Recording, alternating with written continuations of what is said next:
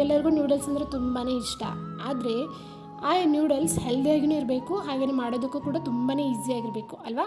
ಆವಾಗಲೇ ನಮಗೆ ತಿನ್ನೋದಕ್ಕೂ ಕೂಡ ತುಂಬಾ ಟೇಸ್ಟಿ ಇರುತ್ತೆ. ಸೊ ನಾನಿಲ್ಲಿ ಚಪಾತಿ ಹಿಟ್ಟಿನಿಂದ ನೂಡಲ್ಸನ್ನು ಮಾಡ್ತಾಯಿದ್ದೀನಿ. ಹೇಗೆ ಮಾಡಿದೆ ಅಂತ ನೀವು ನೋಡಬೇಕಾ? ಹಾಗಾದರೆ ಬನ್ನಿ. ಇಲ್ಲಿ ನಾನು ಒಂದು ಉಂಡೆಯನ್ನು ಚಪಾತಿ ಉಂಡೆಯನ್ನು ತೊಗೊಂಡು ಈ ರೀತಿಯಾಗಿ ಲಟ್ಟಿಸ್ಕೋಬೇಕು. ಸ್ವಲ್ಪ ದಿಪ್ಪನೇ ಲಟ್ಟಿಸ್ಕೊಳ್ಳಿ. ಹಾಗೆಯೇ ಇಲ್ಲಿ ಒಂದು ಪ್ಯಾನ್ನಲ್ಲಿ ಸ್ವಲ್ಪ ಉಪ್ಪು ಹಾಗೆಯೇ ನೀರನ್ನು ಹಾಕಿ ಇಲ್ಲಿ ಕುದಿಸ್ಕೋಬೇಕಂತ ಇಟ್ಕೊಂಡಿದ್ದೀನಿ. ಸೊ ಇದು ನೀರು ಕುದ್ದಾದ್ಮೇಲೆ ಆ ಚಪಾತಿಯನ್ನು ಅದಕ್ಕೆ ಹಾಕಿ ಚೆನ್ನಾಗಿ ಎರಡು ಕಡೆ ಬೇಯಿಸ್ಕೊಂಡು ಬಿಡಿ. ಸೊ ನಮ್ಮ ಚಪಾತಿ ಚೆನ್ನಾಗಿ ಬೆಂದ್ರೇ ನಮಗೆ ಇಲ್ಲಿ ನೂಡಲ್ಸ್ ಕೂಡ ಚೆನ್ನಾಗಿ ಹತ್ತುತ್ತೆ. ಅದಾದ ನಂತರ ನಾನಿಲ್ಲಿ ಕಟ್ ಮಾಡ್ಕೊಂಡಿದ್ದೀನಿ. ಈ ರೀತಿಯಾಗಿ ನೀವು ದಪ್ಪವಾಗಿ ಕಟ್ ಮಾಡ್ಕೊಳ್ಳಿ, ಇಲ್ಲ ಅಂತ ಅಂದರೆ ಉದ್ದವಾಗಿದ್ದರೂ ಕಟ್ ಮಾಡ್ಕೊಳ್ಳಿ. ನಾನಿಲ್ಲಿ ಉದ್ದವಾಗಿ ಕಟ್ ಮಾಡ್ಕೊಂಡಿದ್ದೀನಿ.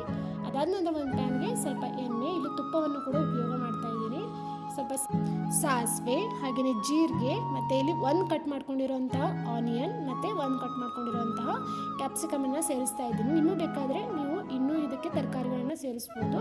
ಅದಾದ ನಂತರ ಇಲ್ಲಿ ನಾನು ತುರಿದಿಟ್ಕೊಂಡಿರುವಂತಹ ಕ್ಯಾರೆಟನ್ನು ಕೂಡ ಸೇರಿಸಿ ಇಲ್ಲಿ ನಾನು ಶೆಜ್ವಾನ್ ಸಾಸನ್ನು ಉಪಯೋಗ ಮಾಡ್ತಾ ಇದ್ದೀನಿ. ನೀವು ಬೇಕಾದರೆ ಇಲ್ಲಿ ಟೊಮೆಟೊ ಕೆಚಪ್ ಕೂಡ ಉಪಯೋಗ ಮಾಡ್ಬೋದು.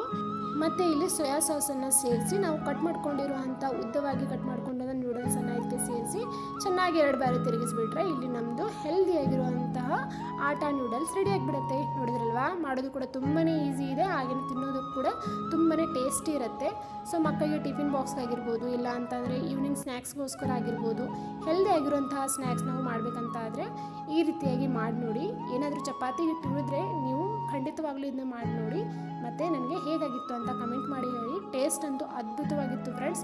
ಸೊ ನಿಮಗೆಲ್ಲರಿಗೂ ಈ ವಿಡಿಯೋ ಇಷ್ಟವಾದರೆ ಪ್ಲೀಸ್ ಒಂದು ಲೈಕ್, ಶೇರ್ ಹಾಗೆ ಕಮೆಂಟ್ ಮಾಡೋದನ್ನು ಮರಿಬೇಡಿ.